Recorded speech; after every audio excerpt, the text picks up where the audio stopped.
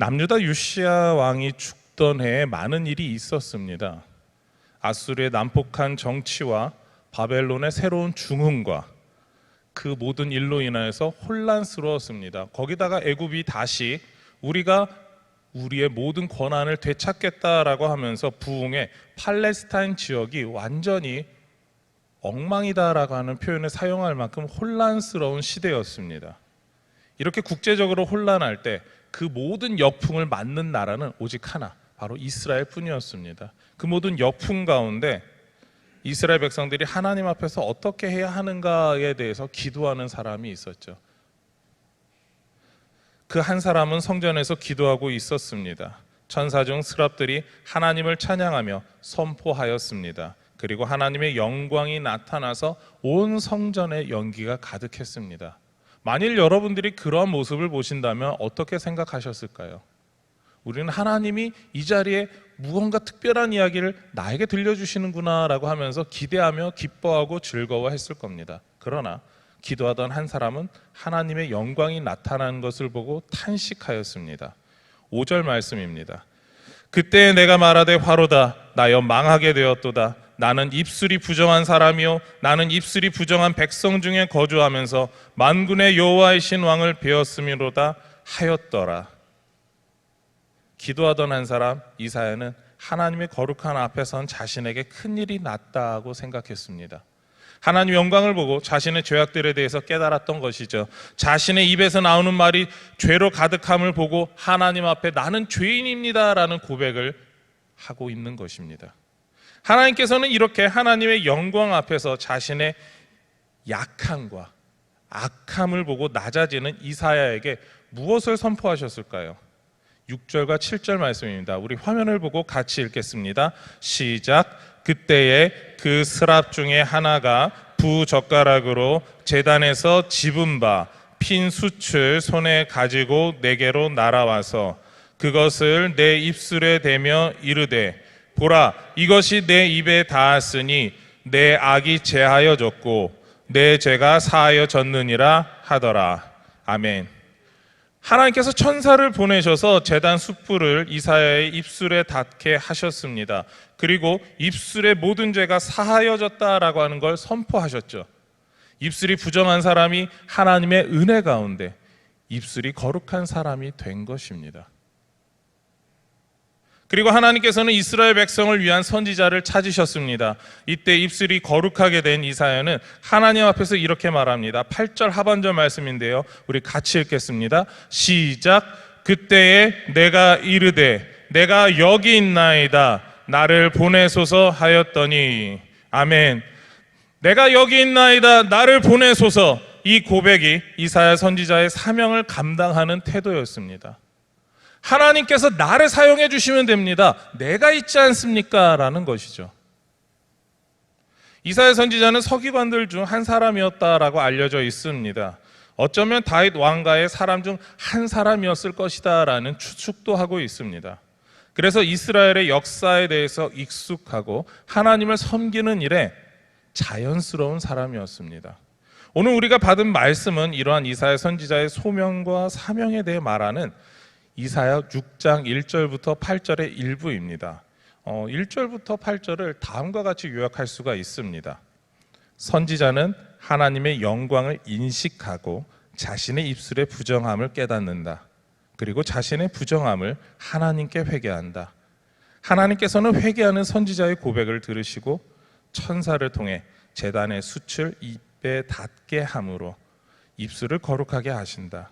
그 후 선지자를 찾으시는 하나님 앞에서 자신이 선지자의 사명을 감당하겠다고 나아간다. 요약한 글에서 제가 표시한 강조한 그런 글자들이 있습니다. 인식하고, 깨닫는다, 회개한다, 닿게 한다, 사명을 감당한다라는 단어들입니다. 특별히 강조한 이 동사들은 단순하게 이사야 선지자가 하나님 앞에서 소명을 받고 사명을 받아서 회심하여서 선지자로서 변화가 되었다라고 하는 그런 글에서만 사용되는 게 아니라 우리의 믿음과 관련되어서도 사용되는 단어들입니다. 우리의 믿음의 단계에 대해서 표현할 때, 우리의 믿음이 어떠한가에 대해서 표현할 때 그때도 많이 사용되는 표현들입니다. 여러분은 믿음에 대해서 이야기를 할 때 여러분의 믿음은 어떻다라고 이야기하고 싶으신가요? 자, 여러분들에게 이 믿음에 대해서, 나의 믿음에 대해서 표현하기가 좀 뭐하니까 우리는 이렇게 한번 또 질문해 볼 수가 있습니다. 여러분들에게 믿어보세요라고 말한다면 여러분은 뭐라고 대답하시겠습니까? 어떤 분이 이렇게 대답하실 수 있습니다. 저는 믿어요. 믿는다고요. 어리석게 보이지만 저는 믿는단 말이에요 라는 말로 대답할 수 있습니다. 자신의 믿음은 그렇게 표현하는 것이죠. 우리가 무엇을 믿는지에 대해 모르고 설명하지 못하면서 무조건 믿는다라고 하시는 분들이 종종 있습니다. 우리는 이렇게 그냥 무조건 믿는다라고 하는 그런 믿음을 표현할 때 덮어놓고 믿는다라는 말을 사용을 합니다. 덮어놓고 믿는다는 말은 이렇게 이해할 수 있습니다. 우리가 한 주일에 성경책을 이렇게 덮어놓고 살아갑니다. 펴보지도 않고 읽지도 않습니다. 그런데 우리는 이 성경 말씀을 믿는다라고 말하는 거죠. 성경에서 무슨 이야기를 하고 있는지도 모르면서 나는 성경을 믿습니다라고 말하는 겁니다. 이게 덮어놓고 믿는 겁니다. 맹목적인 믿음입니다. 성경을 모르면서, 아무것도 모르면서 나는 성경을 믿습니다라고 하는 믿음입니다. 여러분의 믿음은 어떻습니까? 일주일 동안 성경을 덮어놓고 아무것도 모르는 이런 덮어놓은 상태에서 믿고 있는 믿음이십니까? 아니면 날마다 하나님께서 우리에게, 나에게 무슨 말씀을 하고 계시는가에 항상 궁금해하며 말씀을 가까이 하고 읽고 계십니까? 여러분은 이렇게 생각하시는 분이 있을 겁니다. 난 새벽마다 말씀을 가까이 하니까. 그 이야기를 하는 게 아니에요. 새벽 말씀을 듣는 것 외에도 더 가까이 하는 게 있느냐라는 이야기입니다. 우리는 이렇게 믿음을 덮어놓고 믿는 그 믿음을 신학적으로 맹목적 믿음이라고 표현할 수가 있습니다. 성경에서 말하는 믿음은 이와 같은 맹목적 믿음이 아닙니다. 성경이 저와 여러분에게 원하는 믿음은 참된 믿음입니다. 참된 믿음은 구원받는 믿음을 다른 표현이기도 합니다. 구원받는 참된 믿음에 대해서 이야기를 할 때 세 가지 단계가 있다, 세 가지 모습이 있다라고 이야기를 하죠. 지식, 동의, 의탁입니다. 믿음의 세 가지 모습을 보통 지식, 동의, 의탁이라는 말을 쓰죠. 먼저 지식에 해당하는 그 믿음은 노티티아라고 라틴어로 표현하고 있습니다. 이것은 사실에 대해 단순한 인정을 뜻하는 거죠. 하나님께서 창조하셨습니다. 예수를 믿으면 구원받습니다. 예수님은 하나님의 아들입니다. 와 같은 정말 팩트 그대로의 사실을 뜻하는 그런 지식을 말하는 겁니다. 그래서 야고보서 2장 19절에서는 이렇게 말하고 있습니다. 내가 하나님은 한 분이신 줄을 믿느냐? 잘 아는도다. 귀신들도 믿고 떠느니라. 우리가 이렇게 하나님이 한 분이신 걸 믿는 것은 귀신도 알고 있다라는 거죠. 그렇다고 해서 귀신이 구원받습니까? 구원받지 못하는 겁니다. 바로 그것이 지식적인 믿음, 노티티아를 말하는 것입니다. 성경에 대해서 알고 성경에서 말씀하시는 것에 대해서 그렇구나라고 하는 그 믿음이지만 그것이 겨우 시작에 불과한 믿음이다라는 겁니다. 두 번째로 동의에 대한 믿음을 아센수스라고 라틴어로 말하는데요. 이 믿음의 단계는 유익을 얻을 수 있다는 확신 혹은 내가 필요하니까 믿습니다라고 하는 그런 의미를 가지고 있습니다. 예수님 당시 유대인들이 예수님에 대해 믿을 때의 마음가짐들입니다. 오병이어의 기적을 보고 배부르기 위해서 예수님을 계속해서 찾았습니다. 병 고침을 보고 병이 나음을 바라면서 예수님을 찾았습니다. 로마로부터 구원할 그 사람인가까지 생각은 했었습니다. 그러나 예수님이 모든 사람들을 죄에서부터 구원할 구원자라고 믿지 않았습니다. 하나님께서 우리의 죄 문제를 해결하기 위해서 보내신 분이라고 믿지 않았습니다. 그것이 바로 그 당시 유대인들의 모습이었습니다. 이것이 바로 아센수스였습니다. 그랬던 사람들에게 예수님께서는 이렇게 말씀하시죠. 요한복음 8장 31절과 32절입니다. 그러므로 예수께서 자기를 믿은 유대인들에게 이르시되 너희가 내 말에 거하면 참으로 내 제자가 되고 진리를 알지니 진리가 너희를 자유롭게 하리라. 여기서 거하다, 되다, 알다라고 하는 이 표현들은요, 우리가 인식해서 우리가 실제적으로 경험했다라고 하는 말을 사용하는 단어들입니다. 예수님께서 이와 같은 용어들을 사용하셨던 이야기는 우리가 알고 있는 그 개념, 바로 체험을 해야 한다라고 하는 이야기를 하고 계시는 겁니다. 쉽게 이야기하면 우리가 병 고침을 위해서 기도할 때 응답해 주신다라는 겁니다. 기도 제목을 놓고 기도할 때 하나님께서 응답해 주셨다라고 하는 것을 우리가 보통 체험했다라고 이야기를 하는데, 그것이 바로 이 두 번째 아센수스의 영역에 속하는 겁니다. 아니면 이제 우리가 꼭 미래 세대 수련회가 있습니다. 그 수련회에 가서 하나님께서 나를 만나 주셨습니다, 하나님께서 나를 사랑하십니다, 그런 걸 체험하는 것, 그것이 바로 아센수스입니다.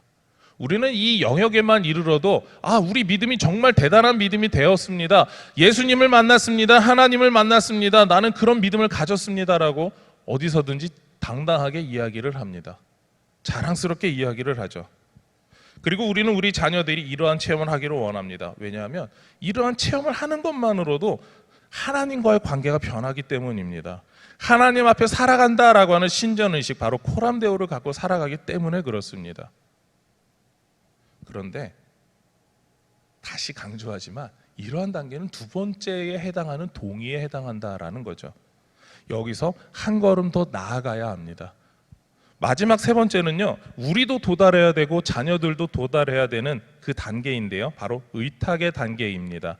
라틴어로 피두키아라고 부르는데요, 우리의 구원을 위해 예수님만을 전적으로 의지하는 마음, 인격적으로 예수님을 신뢰해서 우리의 삶 자체를 전적으로 맡기고 살아가는 그 믿음을 뜻하는 단어입니다. 디모데후서 1장 12절입니다. 우리 화면을 보시고 같이 읽도록 하시겠습니다. 시작. 이로 말미암아 내가 또 이 고난을 받되 부끄러워하지 아니함은 내가 믿는 자를 내가 알고 또한 내가 의탁한 것을 그날까지 그가 능히 지키실 줄을 확신함이라. 아멘. 여기서 의탁한다라고 하는 단어가 나오죠. 바로 믿고 의지하는 신뢰를 뜻하는 단어입니다. 우리가 예수님을 믿습니다, 의지합니다, 신뢰합니다라고 하는 그 말로 바꿔 쓸 수 있는 표현이라는 것이죠. 하나님께 삶을 의탁해야 한다라고 하는 걸 강조하는 겁니다. 우리가 하나님께 삶을 의탁한다라고 하면 우리의 삶은 안전하고 안정되며 평안할 것입니다. 특히 우리가 삶의 안전과 안정과 평안을 위해서 스스로 무언가 하지 않아도 하나님께서 우리에게 그것을 주신다라고 하는 확신을 갖고 신뢰를 갖고 우리의 삶 자체를, 나 자신을 하나님께 내어 맡기는 겁니다. 전도폭발 전문 예화 중에 의자 예화라는 게 있습니다. 의자 예화에서는요, 의자가 여기에 있습니다, 이 의자를 예수님이라고 하겠습니다, 그리고 그 예수님에게 우리의 여러 가지 인생의 고민들만 맡깁니다. 그렇지만 여전히 문제가 있죠. 왜냐하면 나는 여전히 문제가 있는 사람이고 내 문제들만 예수님에게 맡겼습니다. 나는 여전히 괴롭고 힘든 사람입니다. 그런데 어느 날 내가 나의 문제까지도 내 품에 안고 예수님에게 나를 맡겼습니다 하고 의자에 앉습니다. 바로 예수님께 전적으로 의탁한다는 모습이 바로 그와 같은 겁니다. 내 스스로 무언가를 하려고 해보고 예수님에게 내가 필요한 것만 무언가 맡겨놓고 보는 게 아니라 우리의 삶 자체를 전부 다 맡겨드리는 거, 그냥 예수님이 책임져 주실 줄 믿습니다, 나의 안전과 안정과 평안을 위해서 주님이 무엇이든지 다 해줄 줄 믿습니다, 내 삶에 있어서 주님께서 나 인도해 주실 줄 믿습니다라고 고백하고 나아가는 것이 바로 피두키아, 전적인 의탁을 말하는 겁니다. 오늘 우리가 받은 말씀에서 이사야 선지자의 소명과 사명은 이러한 믿음의 세 가지 모습을 보이고 있습니다. 왕족이며 서기관이기에 하나님에 대해서 너무나 잘 알고 있었습니다. 이미 지식적으로 하나님에 대해서 알고 있는 사람이었습니다. 어느 날 성전에서 하나님의 영광을 보며 회개하며 죄사함을 받았습니다. 입술이 부정하지 않다라고 하나님의 인정을 받았습니다. 선지자가 직접 체험한 일이죠. 선지자의 믿음이 이제 동의하는 단계에 이르렀습니다. 그 동의하는 단계에서 선지자가 했던 일이 무엇입니까? 누가 우리를 위하여 갈 거라고 했을 때 외쳤던 이야기, 내가 여기 있습니다, 나를 보내소서라고 하면서 자신의 삶 자체를 이제는 주님 앞에 맡기겠습니다, 주님이 나를 사용해 주시옵소서라고 맡기는 단계, 그것이 바로 전적인 의탁입니다. 선지자가 그렇게 나간 것처럼 우리의 믿음이 거기까지 나아가야 합니다. 그래서 이렇게 말할 수 있죠. 하나님께 전적으로 의탁하는 것이 참된 믿음입니다. 동의하십니까? 아멘이신가요? 저는 오늘 이 자리에 함께 하신 모든 분들이 전적으로 의탁하는 참된 믿음의 사람이 되기를 소망합니다.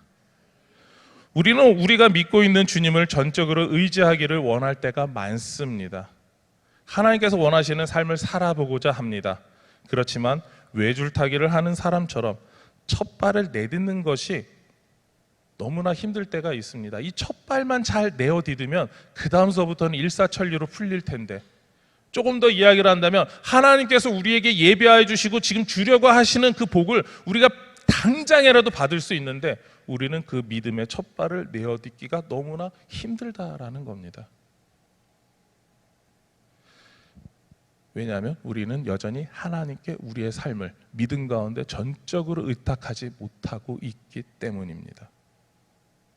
다시 강조하지만 우리는 하나님께 우리의 삶을 전적으로 의탁할 수 있어야 합니다. 우리의 삶을 온전히 맡길 수 있어야 한다라는 것이죠. 이런 말을 들을 때 우리는 고민하는 게 있습니다. 삶을 의탁해 보세요, 맡기셔야 됩니다라고 할 때 고민하는 것이 있죠.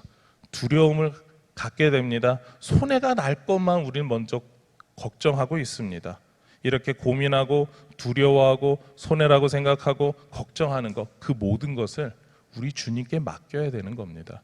먼저 전적으로 맡겨야 됩니다라고 했을 때 먼저 떠올랐던 고민거리, 그것을 지금 주님 앞에 맡기지 못해서 지금 그러고 계시는 겁니다.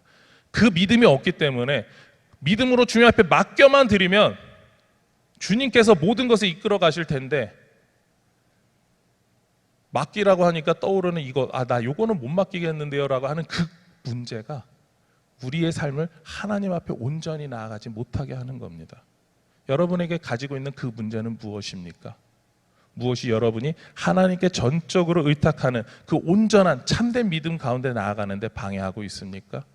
오늘 이 시간이 여러분이 그 모든 것을 주님 앞에 맡겨드리는 귀한 시간이 되기를 소망합니다. 이사야 선지자는 하나님의 뜻대로 선지자의 삶을 살았습니다. 이렇게 선지자의 사명을 감당할 수 있었던 것은 전적인 의탁의 단계에 도달한 믿음 때문이었습니다. 저는 이사야 선지자와 동일한 믿음의 수준을 이 자리에 계신 분들이 보일 것이라고 믿습니다. 그래서 하나님께서 각자에게 맡겨주신 사명을 믿음 안에서 이사야 선지자만큼, 아니면 어쩌면 그 이상으로 감당할 수 있는 분들이 분명히 이 자리에 있다라고 믿습니다. 이렇게 전적 의탁의 삶을 통해 믿음을 증거하고 내가 가지고 있는 믿음이 살아있음을 보이는 우리 모든 동부교회 성도님들의 삶이 되기를 소망하고 축원합니다.